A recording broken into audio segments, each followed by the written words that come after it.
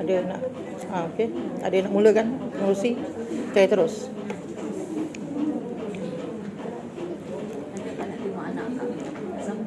A'udzubillahi minasyaitonirrajim. Bismillahirrahmanirrahim. Assalamualaikum warahmatullahi wabarakatuh.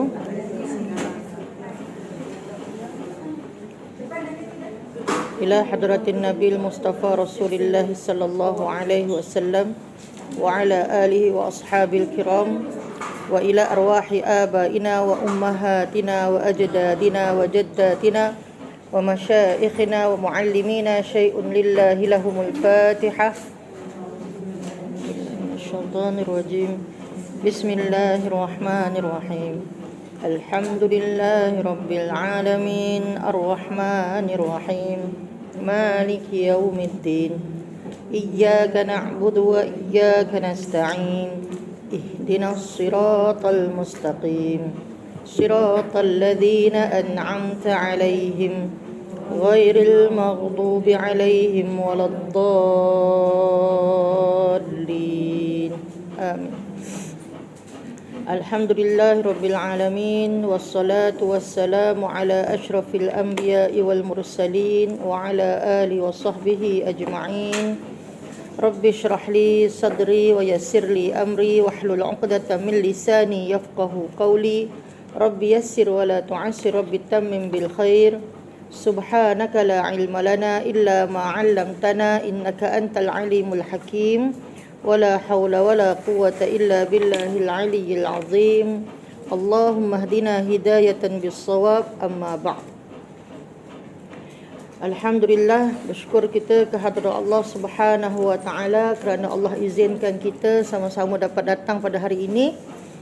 Allah izinkan kita sihat tubuh badan, Allah berikan kita nikmat iman dan Islam, Allah berikan kita nikmat pernafasan dan kesihatan untuk sama-sama kita hadir menimba ilmu, merefresh ilmu yang pernah kita belajar sebelum ni sebenarnya. Cuma hari ni kita ulang-ulang kajilah insya-Allah. Jadi saya bukanlah mengajar, cuma saya membacakan kitab kan sama-sama insya-Allah. Baik, kalau ikutkan tajuk kita ialah tajuk baru hari ni insya-Allah, hukum bersuci, betul? Okey. Bila nak habis Bila nak habis? Baru bab 1. Tak apalah. Setahun bab 1. Kita ada banyak bab. Kita ada bab nak sampai bab tarawih, nak sampai bab gerhana, nak sampai bab jenazah ni rasa-rasanya tahun bila agak-agak. Okey. Kita masuk tajuk hukum bersuci insya-Allah. Bismillahirrahmanirrahim. Qala musannifu rahimahullahu taala wa nafa'ana bi 'ulumihi fid dharain. Amin amin ya rabbal alamin. Hukum bersuci. Erti bersuci pada bahasa ialah bersih dan terhindar daripada segala kekotoran, sama ada dalam bentuk hissiyah, iaitu yang boleh dirasa seperti najis, atau maknawiyah seperti perkara yang mengaibkan atau sifat-sifat keji. Baik. Ini definisi. Definisi ataupun ini bukan definisi. Ini dikatakan sebagai erti dari segi lughah dia, dari segi bahasa dia. Dia dalam bahasa ni, dia suci ni, bersuci ni, dalam kitab Arab nama dia bab at-taharah ataupun kitab at-taharah. Taharah, kitab at-taharah iaitu bab bersuci. Memang dalam kitab fiqh dia adalah kitab yang pertama. Kalau dalam kitab matan ghayat wa taqrib, dia cerita tentang air dulu. Tentang air. Ialah dia tajuk taharah dia cerita pasal air. Yang ini pun sama jugalah. Jadi bab taharah ni adalah bab yang pertama. Mana-mana kitab fiqh Dia akan masuk bab bersuci dulu permulaannya, istinja dan dan yang sewaktu dengannya lah. Baik, bersuci mengikut istilah syarak. Yang tadi bersuci dari segi istilah lughah atau bahasa. Dari segi istilah syarak ataupun istilah fiqh, bersuci mengikut istilah syarak ialah perbuatan yang apabila dilakukan akan mengharuskan sembahyang didirikan atau apa-apa perkara yang berkaitan dengan hukum sembahyang, seperti berwuduk, mandi kepada siapa yang diwajibkan mandi, dan menghilangkan najis daripada pakaian, badan dan tempat. Dia keseluruhan. Dia keseluruhan. Dia maksudnya dia berkait dengan wuduk, mandi, mandi hadas, dan juga menghilangkan najis pada badan, pakaian dan tempat. Baik. Islam mengambil berat kebersihan dan bersuci. Islam sangat mengambil berat terhadap bersuci dan kebersihan. Ia dapat dilihat sebagaimana berikut. Yang pertamanya, perintah berwuduk beberapa kali setiap hari untuk mendirikan sembahyang. Firman Allah Ta'ala, kita mintalah seorang wakil baca ya. Dia baru macam best sikit, tak kantuk. Kak Sawiyah lah. Dia kata darjah, dia kata baca. Okey, a'udzubillahi minasyaitanirrajim.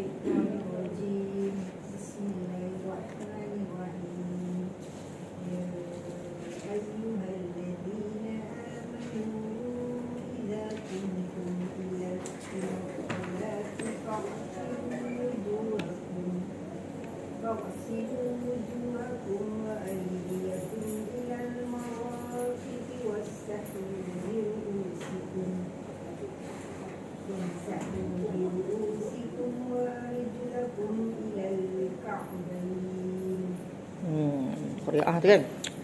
Baik, yang bermaksud wahai orang-orang yang beriman, sekiranya kamu ingin melakukan sembahyang, maka basuhlah muka-muka kamu dan tangan-tangan kamu hingga ke siku, dan sapulah kepala-kepala kamu dan kaki-kaki kamu hingga kedua permukulan. Surah Al-Maidah ayat 6. Baik.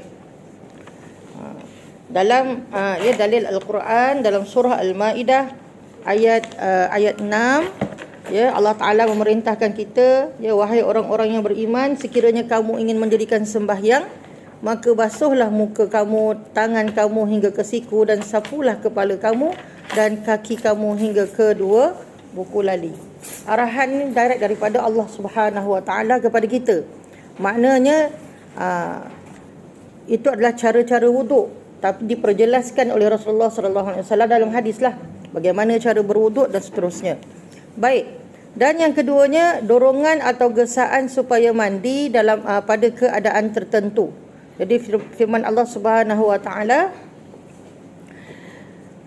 yang bermaksud dalam surah Al-Maidah ayat 6 juga tadi, jika kamu dalam keadaan berjunub maka bersucilah.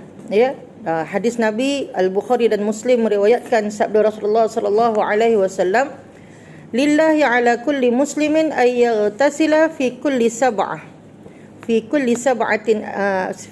sab'ati ayyamin yawman yaghsilu fihi ra'sahu wa jasadahu. Tanggungjawab setiap muslim kepada Allah ialah mandi satu hari dalam seminggu dengan membasuh kepala dan badannya sekali. Dalam hadis. Kemudian yang ketiga, saya bacakan terus, nanti kita cerita Yang ketiga, perintah supaya memotong kuku, membersih gigi dan pakaian. Jadi Al-Bukhari dan Muslim meriwayatkan sabda Rasulullah sallallahu alaihi wasallam, khamsun minal fitratil khitan wal istihdad wa natful ibti wa taqlimul azafiri wa qassus syaribi. 5 perkara daripada fitrah. Yang pertamanya berkhatan, yakni bersunat, mencukur bulu ari-ari, mencabut bulu ketiak, memotong kuku dan menggunting misai. Baik. Kemudian Al-Bukhari dan Muslim meriwayatkan sabda Rasulullah sallallahu alaihi wasallam, laula an asyqa ala ummati la amartuhum bisiwak 'inda kulli salah Sekiranya tidak membebankan ke atas umatku, nescaya aku akan perintahkan kepada mereka supaya bersugi setiap kali sembahyang. Jadi menurut riwayat Imam Ahmad, di akhir hadis disebut ketika setiap kali berwuduk, yang pasal bersugi tadi, firman Allah Ta'ala yang bermaksud, dan pakaian kamu maka bersihkanlah. Surah Al-Muddathir. Abu Daud meriwayatkan sabda Nabi SAW kepada para sahabat, sesungguhnya kamu akan berjumpa saudara-saudara kamu, maka perelokkanlah bekalan kamu dan pakaian-pakaian kamu sehingga kamu menjadi tahilalat di kalangan manusia. Sesungguhnya Allah tak suka kepada perkataan dan perbuatan yang keji dan keterlaluan dalam perkataan dan perbuatan. Maksud bekalan, yakni rihal, iaitu semua barang yang diperlukan dalam perjalanan seperti bekas-bekas dan lain-lain yang diletakkan di atas belakang unta atau binatang tunggangan. Maksud menjadi tahilalat di kalangan manusia ialah menonjol dan berbeza dengan orang lain. Firman Allah Ta'ala yang bermaksud dalam surah Al-Baqarah ayat 222, sesungguhnya Allah Ta'ala kasih kepada orang yang suka bertaubat dan kasih kepada orang yang suka bersuci. Sesungguhnya Islam juga telah menjadikan bersuci itu separuh daripada iman. Sabda Rasulullah SAW, bersuci itu adalah separuh daripada iman. Baik. Dalam mukaddimah ni mukaddimah bersuci. Dia ceritakan dulu tentang hadis-hadis Nabi dalam dan juga dalil-dalil dalam Al-Quran mengatakan perkara yang berkaitan dengan taharah, bersuci. Baik.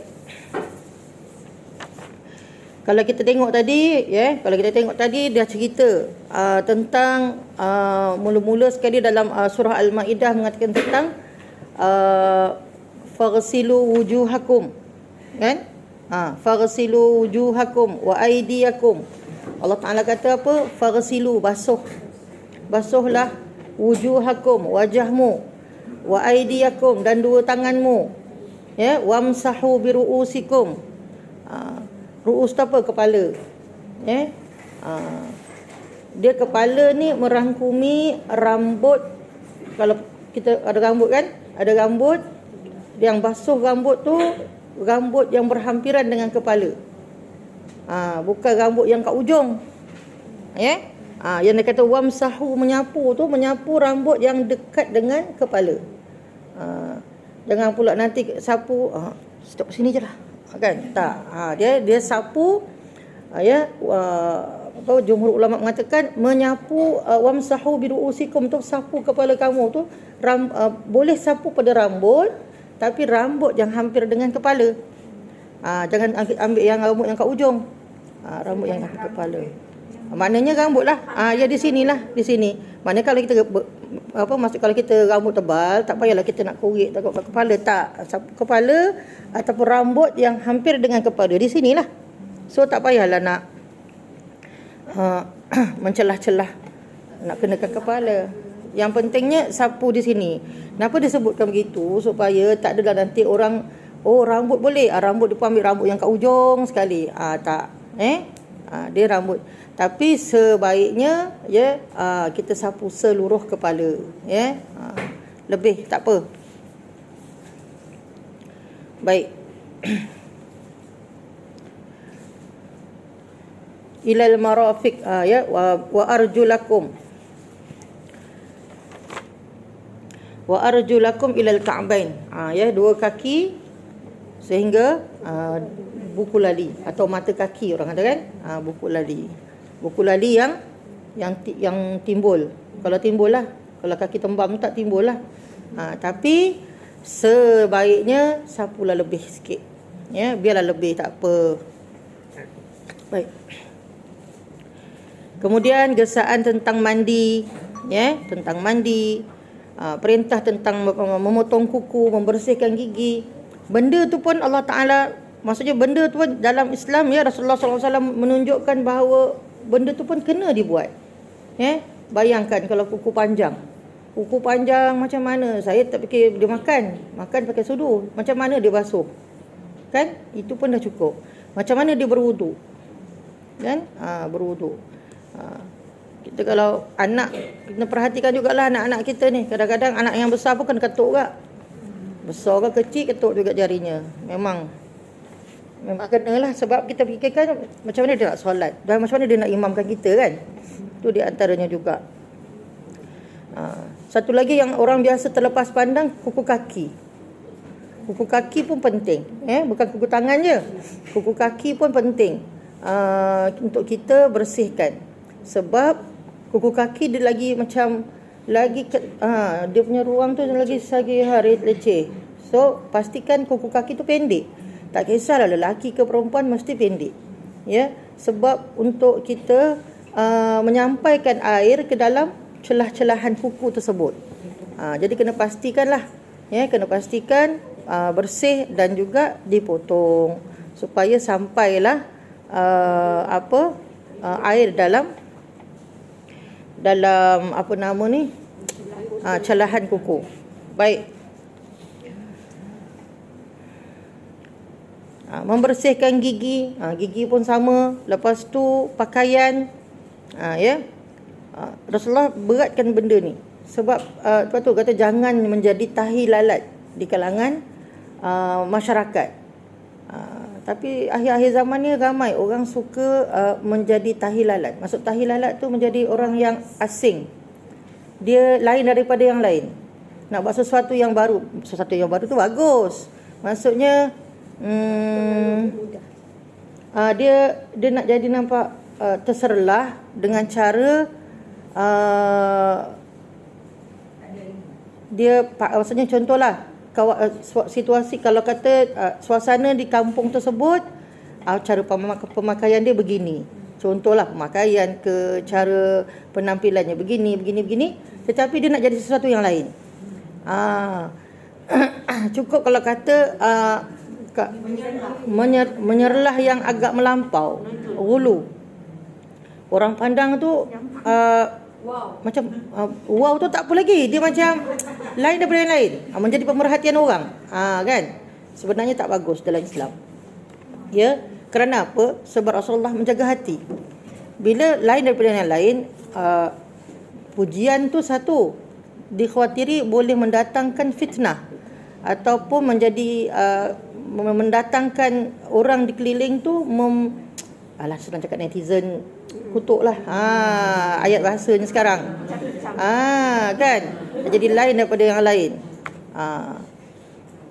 Contoh pernahlah saya situasi rumah orang kahwin masa tu, ramai orang datang, wakil satu belah pihak lah, pihak yang lelaki tu, wallahualam saya tak pasti pihak mana.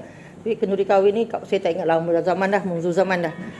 Datang, lepas tu ramai-ramai adalah perempuan. Ada satu perempuan ni dia pakai tudung macam biasa, batu aurat, cuma masalahnya jarang. Dia pakai baju warna putih, kain warna putih, tapi jarang. Sehingga menampakkan dalam bayang-bayangan di dalam. Kadang-kadang orang tak pakai ketat, tapi orang pakai longgar, tapi jarang. Orang pandang tu macam gitu. Kan? Sekali tak sengaja, kali kedua dah sengaja. Kan, kita rezeki yang pertama tu, yang kedua dah tak ada rezeki dah. Tapi orang akan tengok, yang kita perempuan akan rasa malu. Kita tengok kita malu, kan, macam kita pula yang telanjang. Jadi itu di antara contoh tahi lalat yang kita katakan, gitulah. Kan. Okey, jadi na'udzubillah, supaya kita dijauhkan Allah daripada golongan-golongan tersebut lah. Tapi satu perkara, kadang-kadang dalam ramai-ramai manusia ni, sebenarnya walaupun zaman sekarang ni zaman teknologi, tingkap-tingkap tu di rumah kita, tingkap-tingkap orang lain ada di rumah kita, window-window tu kan, maksudnya kita boleh tahu jiran sebelah tengah buat apa, kita boleh tahu. Itu maksud nak ceritanya bahawa terbuka luasnya dunia kan. Jadi apa saya nak sebut tadi, hilang dah. Allahumma salli ala Muhammad. Hilang sekejap. Ya Allah nak bagi lagi, Allah bagi hilang lagi. Ajalah saya ingat saya cakap. Ada benda tu sebenarnya tadi, point tadi tu. Okey. Jadi maknanya Allahumma salli ala Muhammad, tadi hilang dah. Tadi apa tadi saya sebut sebelum tu? Sebelum tingkap tadi pintu apa? Menjadi perhatian orang kan. Allahumma salli ala Muhammad. macam tu kita kena tegur ke ustazah kalau macam kita nampak tu kan. Macam wajib tegur ke, harus tegur. Okey, sebentar ya. Sebentar saya ingat datang balik ni. Okey, walaupun dalam keadaan dunia yang global sekarang ni terbuka, tapi hidayah tu tak sampai pada semua orang. Okey? Sebab kadang-kadang bila saya bacalah komen-komen netizen dan sebagainya, bukan kita nak ambil kira komen netizen, tapi kena ambil kira juga. Sebab kadang-kadang tak semua orang sampai dia punya hidayah. Contoh, kata, kau ni tak tahu ke benda tu dosa? Kau ni tak tahu ke itu aurat? Kau ni tak tahu ke? Kita yang tahu tak boleh keluarkan ayat macam tu. Ayat mengecam. Biasanya orang, mak cakap lah, kita bila dah macam kita dah tahu benda tu, kita terus kecam orang yang tak tahu. Tak. Kadang-kadang kita tak tahu, tak semua orang faham. Okey, tutup aurat orang tahu, kena pakai tudung tudung tak wajib pun. Tu yang penting wajib tutup aurat. Kalau kata okey, hari ni saya nak buat tudung gunakan kain guni. Okey, tak ada masalah. Tapi kan itu tahilalat lah. Jadi tahilalat lah pula. Kan? Tudung berbentuk beg. Jadi macam itu yang di antara tahilalat tu. Pelik daripada orang lain kan. Okey. Tetapi maknanya yang pertama sekali kita jangan kecam sebab tak semua orang faham. Tak semua orang faham tentang satu-satu perkara. Lagi-lagi tentang hukum, contoh. Kan? Jadi tak faham ke? Macam ni. Apa dah dia ni gini kita katakan terus. Okey. Jadi itulah maknanya kita kena selidik, kena tanya ataupun rupanya dia memang tak faham. Memang dia lahir dia memang Allah Taala takdirkan mak ayah dia memang tak faham agama. Dia tak pernah solat, tak pernah terdedah dengan agama. Betul. Dengan dunia global sekarang yang terbuka ni, semua orang boleh dapat ilmu di rumah. Tapi hati-hati. Hati-hati sebab bila kata okey tak apalah, dia pun ambil maksudnya daripada YouTube dan sebagainya pun terbuka juga, tapi takut tersalah. Takut salah faham. Ya, atau salah ilmu yang diterima, tu pun bahaya juga. Memang kena bergurulah. Okey. Ya, tu di antaranya. Boleh nak dengar belajar YouTube, boleh sebagai tambahan. Sebagai tambah nilai tak ada masalah. Saya sendiri pun dengar YouTube kan. Sebagai tambah nilai tak ada masalah. Cuma maknanya orang yang baru belajar lah, orang yang baru belajar. Sebab kadang-kadang dia memang daripada lahir dia tak tahu apa-apa. Kan? Tak tahu apa-apa. So kita tak boleh kecam. Jangan kecam. Kita ajak atau kita tanya kenapa.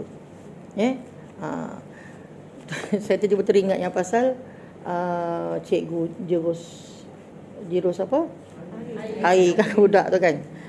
Betul. Kalau kata zaman dulu mungkin tak ada masalah benda tersebut. Kita pun ni. Tapi zaman sekarang ni sebenarnya dulu pun sama juga. Maksudnya zaman sekarang ni bila kita dah orang mudah viral dan jadi timbul fitnah. Sebab kadang-kadang kena check. Sebab murid saya ramai yang tidur kat dalam kelas. Dia tengok. Kalau bagi saya kalau nak jirus macam tu, kalau kita tanya kenapa awak tidur lambat ke?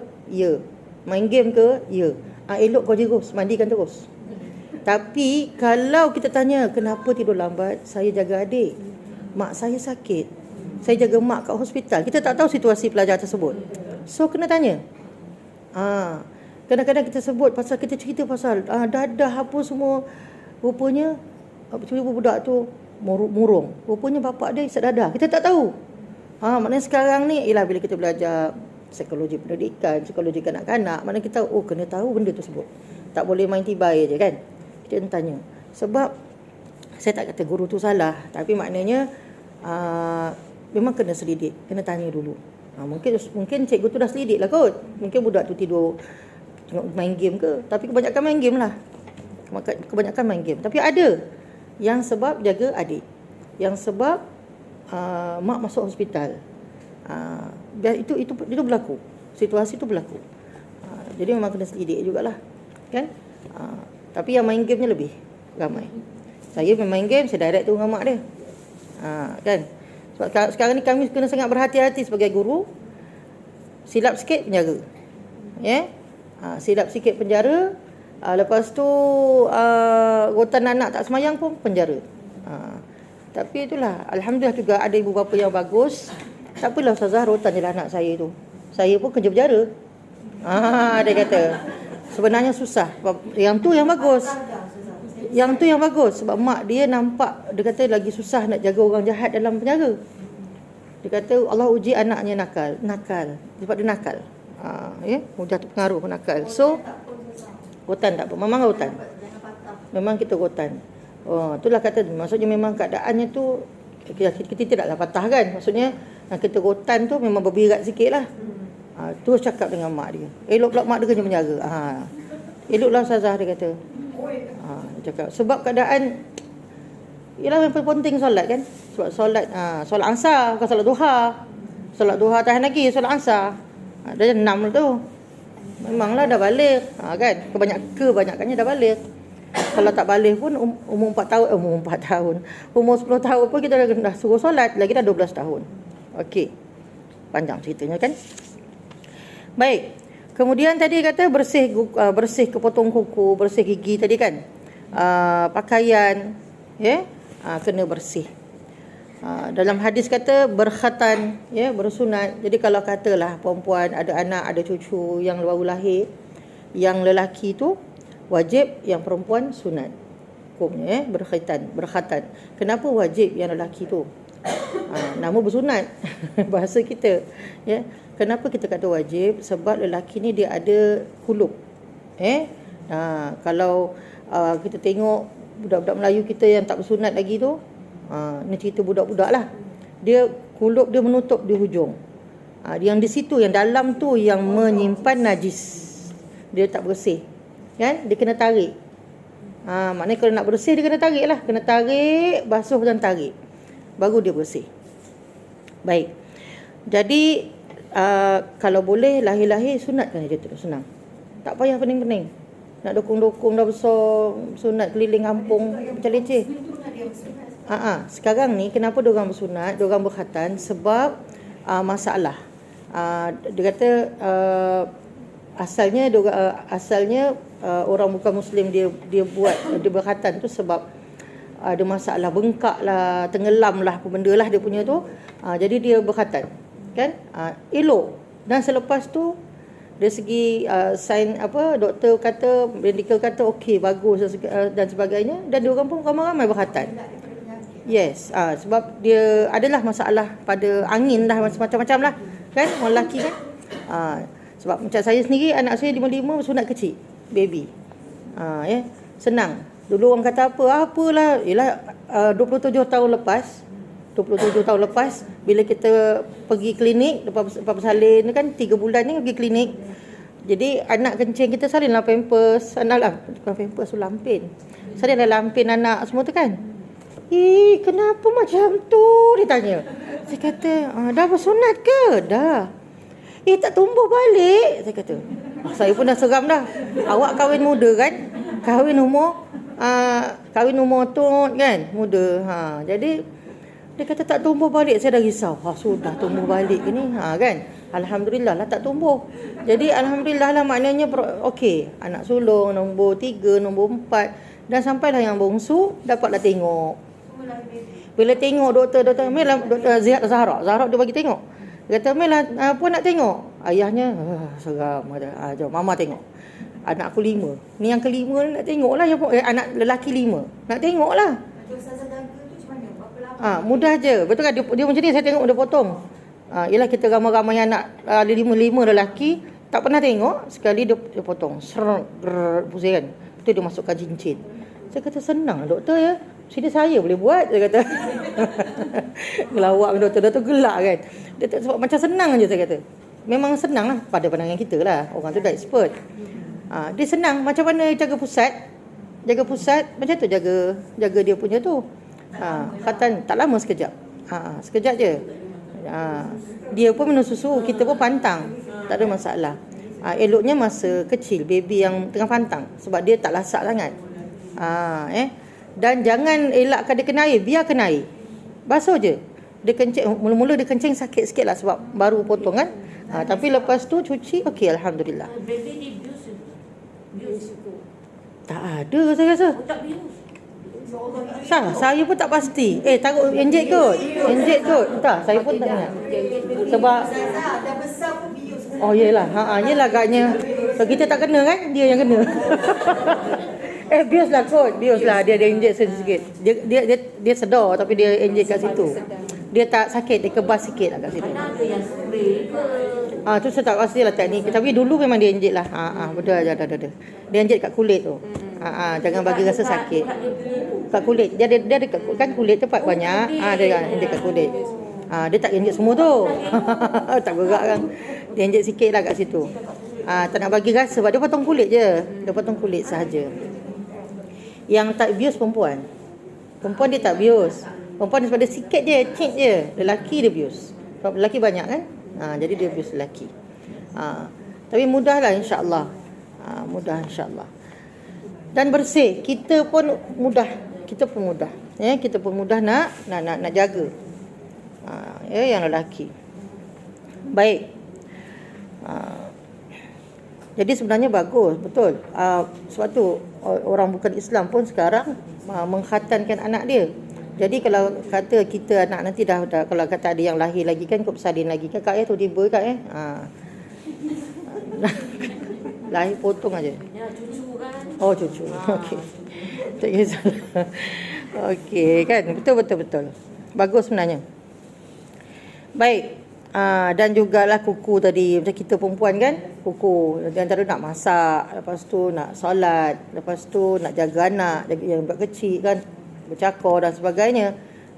Sama ada yalah kita ni uzur ke, kita sembahyang ke, tu kebersihan lah, potong aja.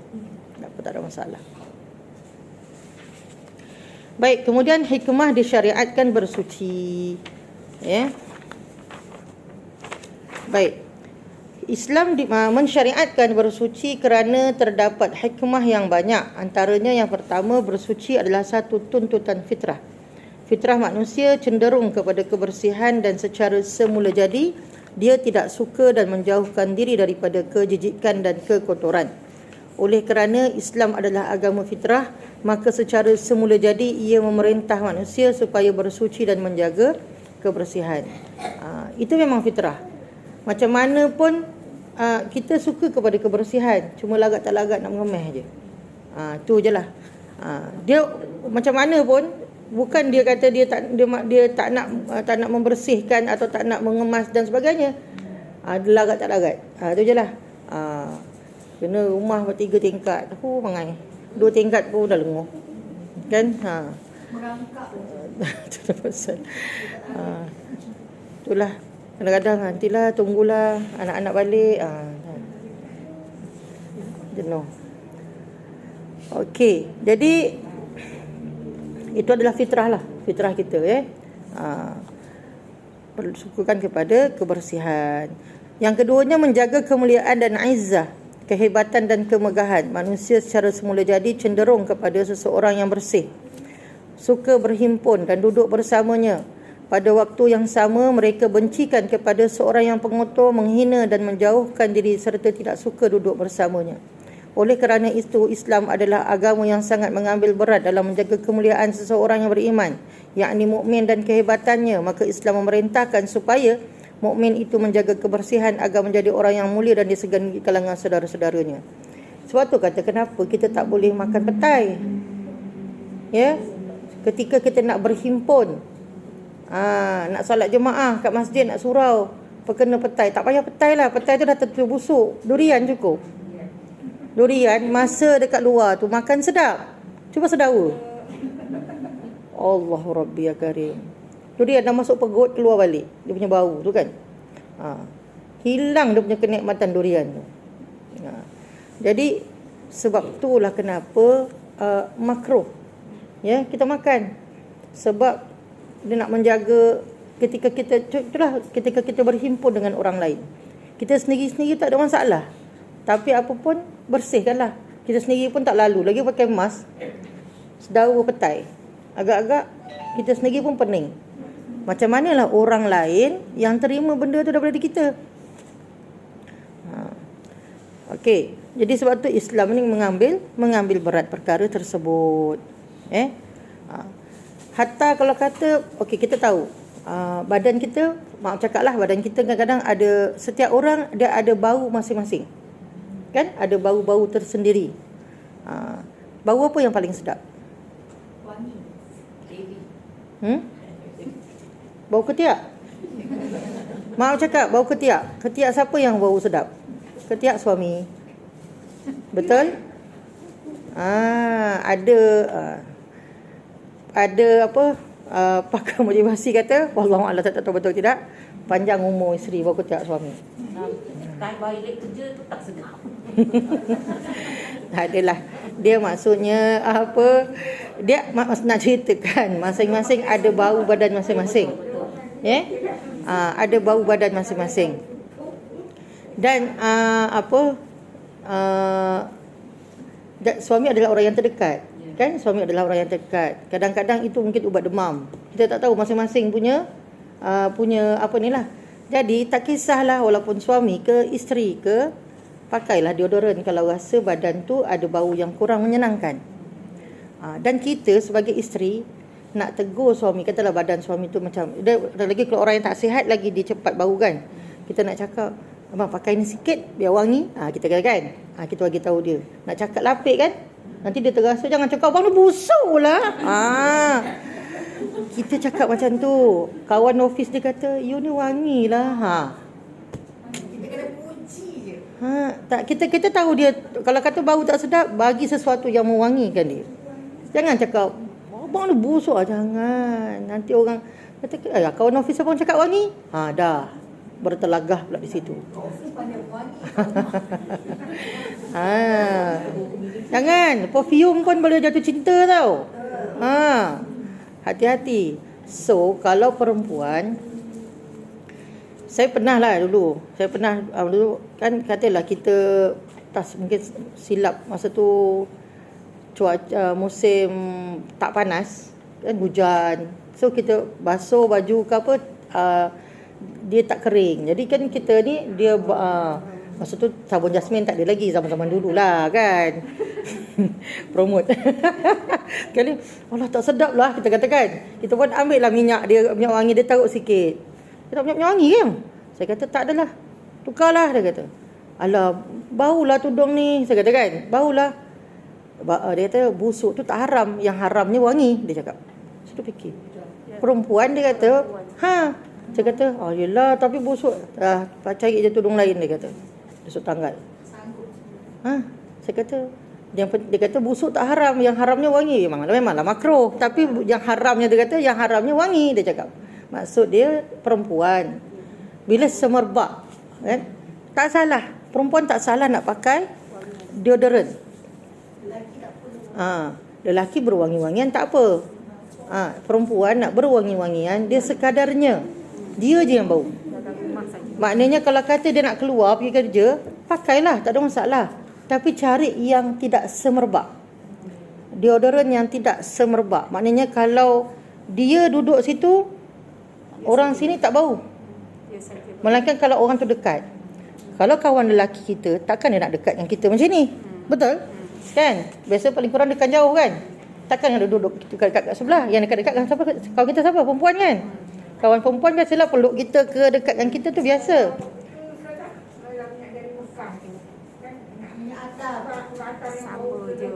Baju dia on ke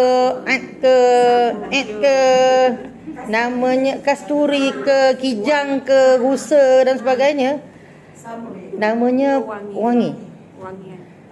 Wangi-wangian. Dia tak khusus kepada wangian apa. Kalaulah kata bau kapur barus tu boleh boleh mendatangkan syahwat sekalipun pun tak boleh pakai. Kalau lah kata kan, tak. Contoh tak, maksudnya kalau katalah kan ada bau wangi, kan sekarang ada bau wangian kopi, bau wangian apa benda kan. Kopi pun boleh. Taklah, mana nak cerita dia, nak ceritanya kalau wangian dia semerbak. Bau tu kalau kata saya kat sini, yang sana boleh bau. Ataupun saya lalu iklan TV tu. Itulah. Tu Jakim kena tegur tu. dia agak-agak keluar rumah tak jumpa lelaki ke? Masuk kereta terus masuk surau. Surau tak ada lelaki ke? Dia okey, kalaulah di kawasan semua perempuan tak ada masalah. Nak ceritanya jangan sampai lelaki ajnabi terhidu bauan tu. Sama ada awak tu isteri orang atau anak dara atau balu atau janda. Balu kena sebut sebab saya bukan janda. Tahu? Mak saya marah kalau saya cakap ibu janda. Ibu bukan janda. Dia kata dia bukan janda. Dia balu. Kita sebutlah tak kisah. Awak janda ke, awak balu ke, sebenarnya sama je status pun. Awak balu ke, awak janda ke, awak anak dara ke, awak gadis pingitan ke, awak isteri orang pun sama. Kan? Dia sama je semua. Namanya perempuan.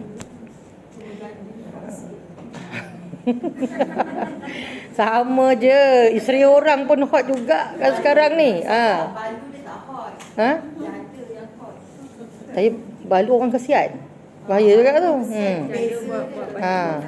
Belum kesian. Tapi apa pun, tak kisah status apa pun, namanya perempuan.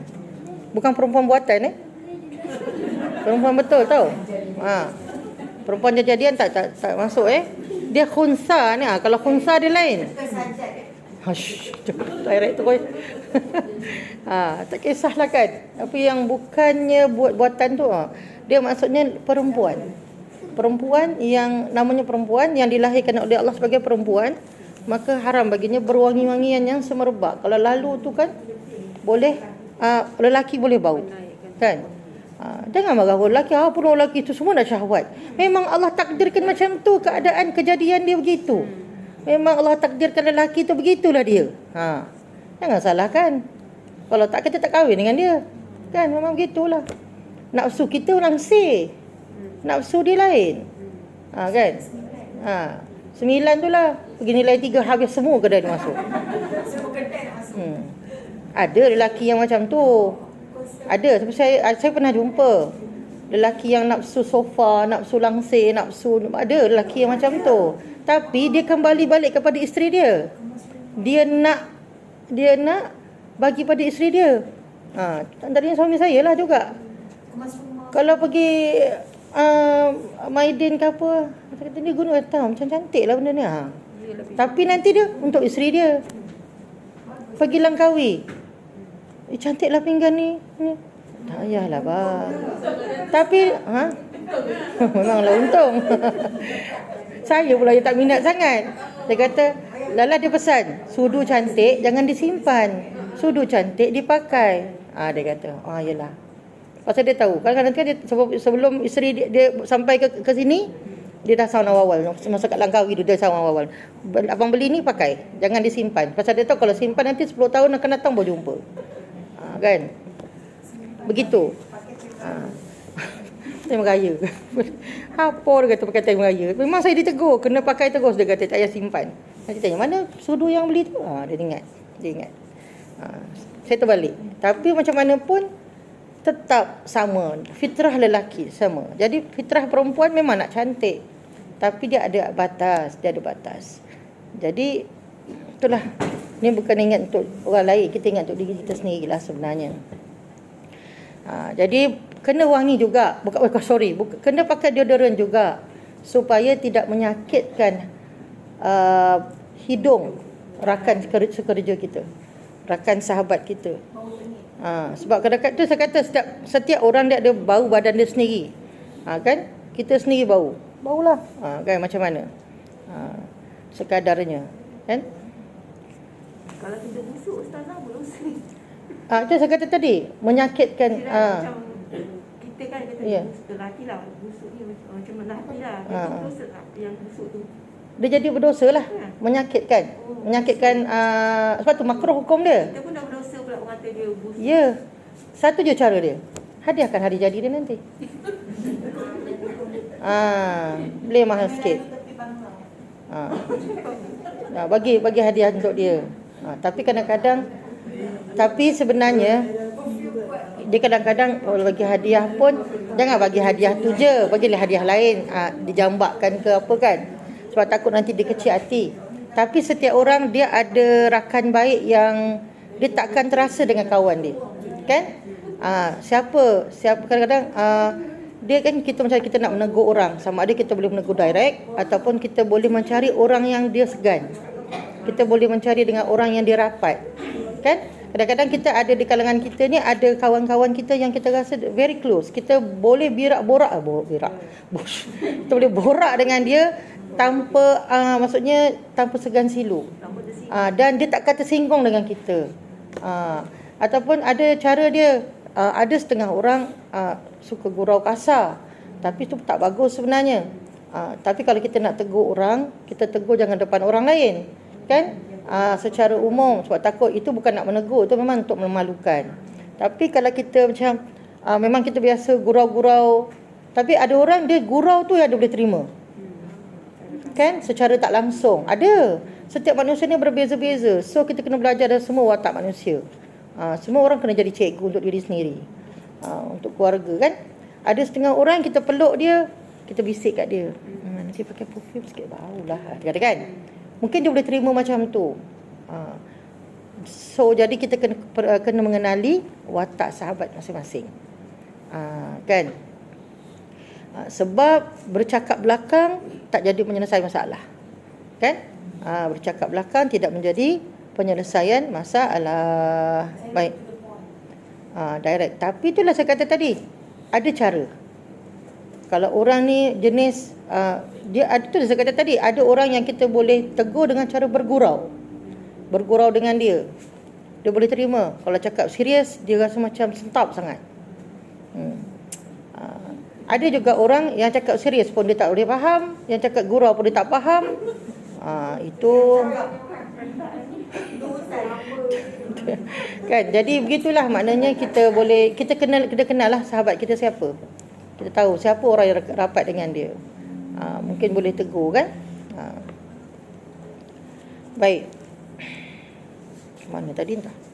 Mana saya pergi ni?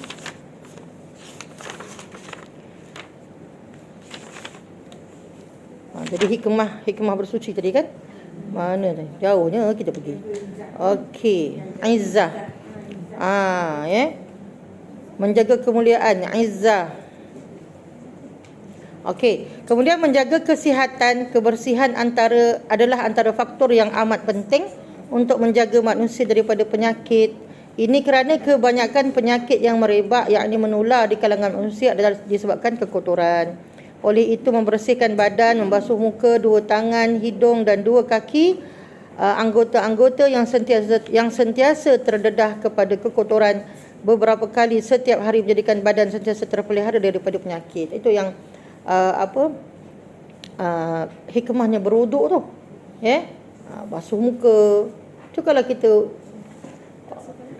ABC cuti, kan, Zuhur tak wuduk, kusamlah muka, kerja pagi sampai petang, dah sambung malam lagi, kan, pagi sampai petang.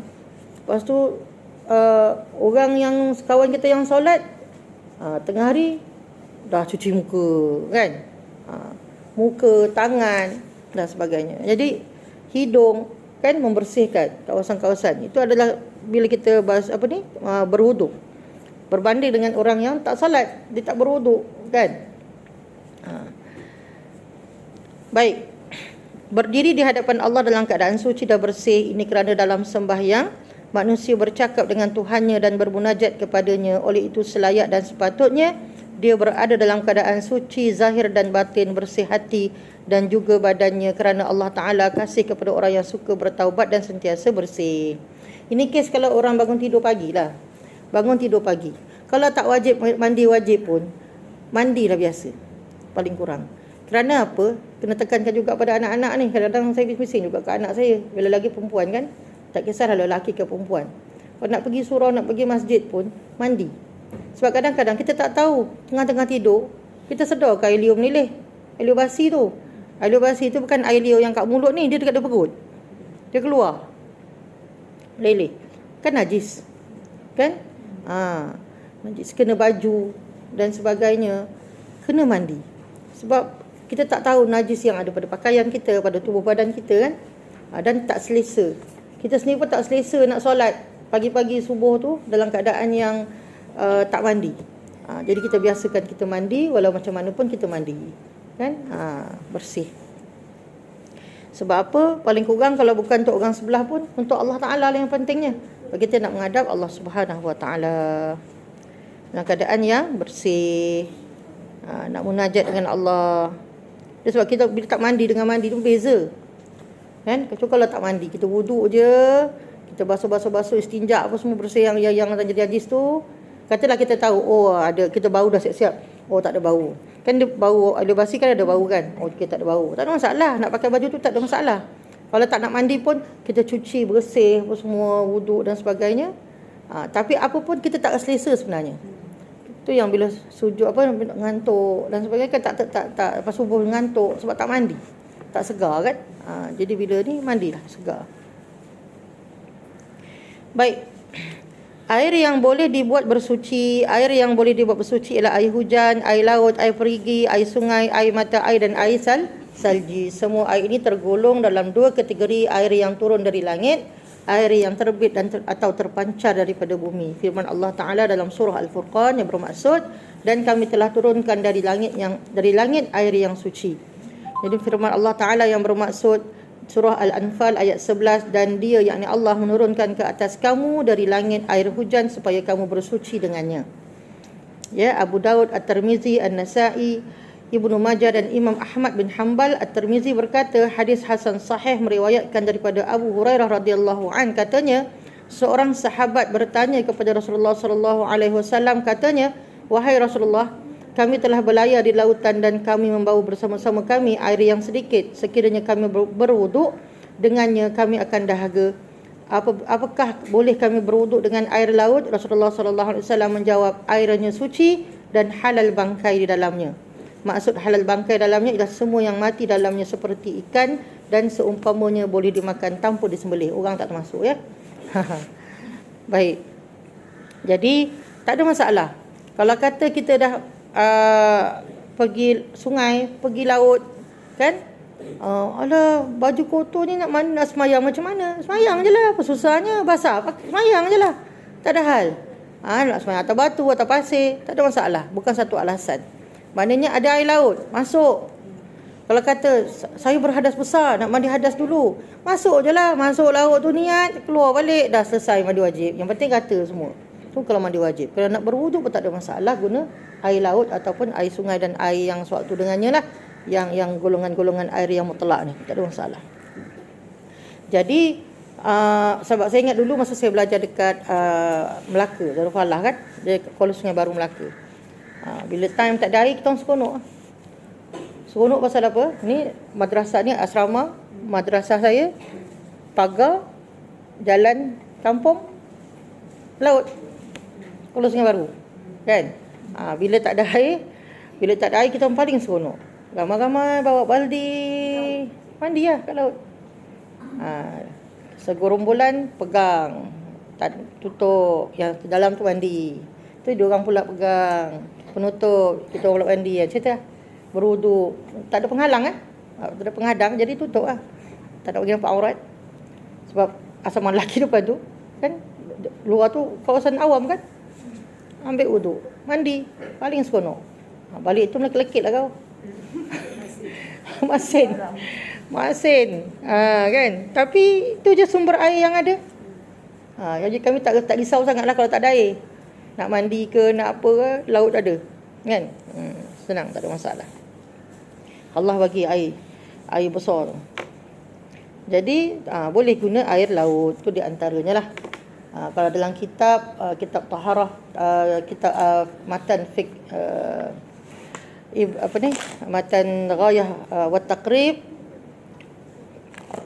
karangan Syekh Abi Syuja', dekat sini dia kata faslun anwa'ul miyah wa aqsamu. Ada cerita kat sini bahawa bahagian air dan dia kata jenis-jenis air dan bahagian dia.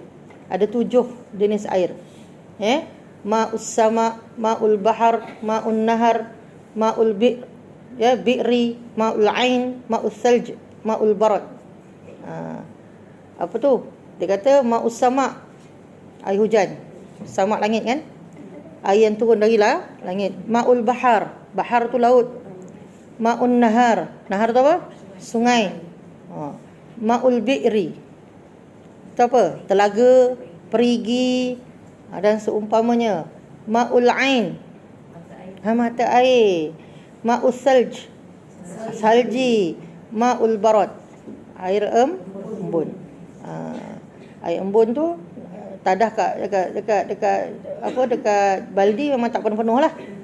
Jadi biasanya dekat daun daun keladi kan, daun keladi. Daun keladi.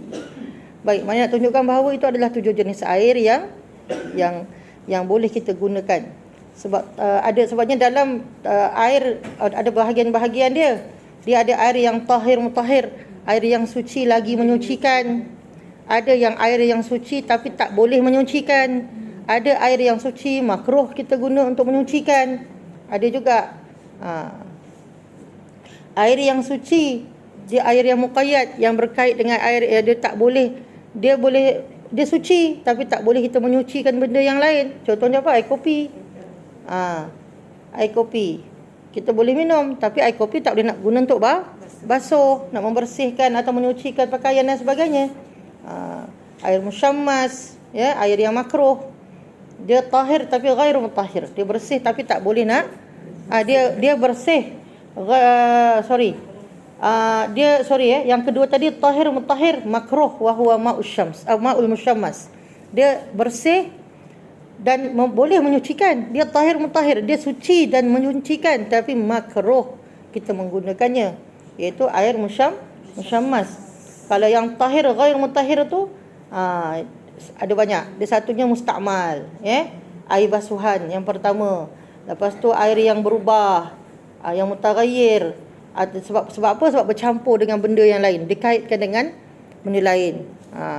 Ya, seperti air Milo ke jadi itu yang berkaitan dengan yang lain lah. Okey, itu secara ringkasnya. Dan satu lagi yang akhir, yang keempat apa? Air mutanajis. Dia memang tak suci, ya, dia tidak suci dan tidak menyucikan langsung lah. Dia air yang najis. Itu cerita dia. Maknanya itu jenis-jenis air yang turun. Ada air yang hak langit, itu air hujan, air embun, air salji, kan? Tapi kalau air salji tu, kalau ma'us salji tu dia buat wuduk, ya Allah. Itu yang saya pernah cerita kat sini. Saya tak ingat cerita mana. Saya dulu masa anak-anak kecil, kalau di Syria air banyak, tak ada masalah. Kalau di Jordan, di Mu'tah, dia punya salji setiap tahun turun. Bila turun, kita punya tangki air tu, tangki air, bukan tangki air yang hitam itu, bukan. Apa nama dia? Apa? Dia bukan tu. Dia tangki dia tu tangki bukan stainless steel, tapi tangki yang tembaga tu, yang besi tu kan. Tangki yang besi tu. Yang jenis-jenis itulah. Jadi bila kita buka aja, kebetulan saya duduk tingkat 4, atas tingkat saya tu sutuh ataupun apa yang atas tu, yang kita buat sidai kain, kita atas tu kan. Kita rumah kita rumah tingkat-tingkat kan, macam apartmen. Tapi apartmen di sini bukan panjang macam kita kat sini. Dia berkotak macam tu, ada 2 biji rumah. 2 biji rumah je kan, atau 3 biji rumah macam tu. Naik atas, air dah tak turun dekat pemanas sebab dah jam, air tak turun, dia beku atas. Jadi saya pun buka, tengok dia macam dalam peti ais yang atasnya keras, keliling tu keras, bersih kan, dalam tu cair. Kalau dalam peti ais rumah kita kan, anak kita selalu minum yang macam tu kan, yang keras kan, ketuk. So kita ambil tong yang besi tu, kita ketuk, pecahlah. Kaut, masuk dalam baldi, turun tangga, masuk rumah, pergi kat dapur, gas panas. Bukan buat minum, buat untuk anak. Sebab tak boleh guna, nanti dia mudarat. Bukan untuk kita je, untuk anak-anak je, kita pun sama. Jadi mudarat sebab dia terlampau sejuk. Sejuk sampai tulang, sampai satu tahap boleh luka tangan. Merah. Sebab sejuk dia tu. Itu yang kejadian yang beku. So kita memang boleh guna ma'us salj, tapi air tu kita boleh panaskan dan kita boleh guna untuk cuci najis, untuk cuci punggung anak apa semua. Itulah pernah rasa. Jadi kita boleh cerita. Kan? Macam mana Ustazah? Air salji. Kan? Orang kalau di Mu'tah tu orang dah tak kisah, tapi kalau di Syria, di Damsyik, orang heran sebab dia 3 tahun sekali, maksudnya 3 tahun sekali ke 4 tahun sekali dia turun di Damsyik, di bandar. Kalau dekat ulu kampung dia biasa turun salji saya tak ingat dekat mana tempat tu. Tapi kalau di Damsyik memang dia tak turun. Dia turun sekali-sekali, beberapa tahun sekali turun. Bila dia turun, dia jadi kemaruk. Bila turun tu dia akan gumpal-gumpal, dia main baling-baling. Tak kira kenal kau ke, dia tak kenal ke, dia baling. Dia suka main. Dia main seronok. Jangan marah lah. Kan? Kita balas lah balik. Kan? Pasal first, jarang-jarang turun salji kat situ. Tapi kalau bila tak turun salji tu, musim sejuk ada. Bila tak turun salji, dia lagi sejuk. Lagi sejuk sebenarnya. Ya, angin pun kuat. Kan? Pakailah tebal mana pun. Memang sejuk.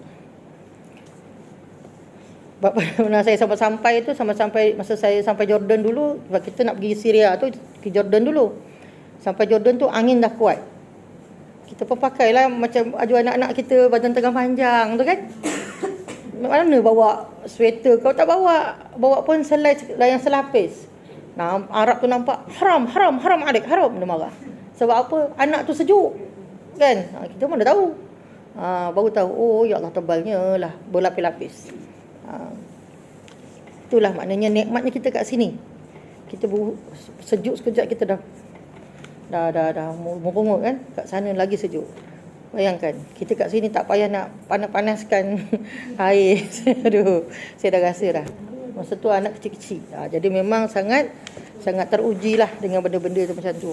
Bila kita diuji oleh Allah Subhanahu Wa Taala, baru kita rasa betapa nikmatnya perkara-perkara yang kita rasa nikmat. Kan? Ya Allah, teringatlah tanah air kan. Bahagianya kita, alhamdulillah. Baik. Jadi saya rasa cukup dulu takat tajuk hukum bersuci.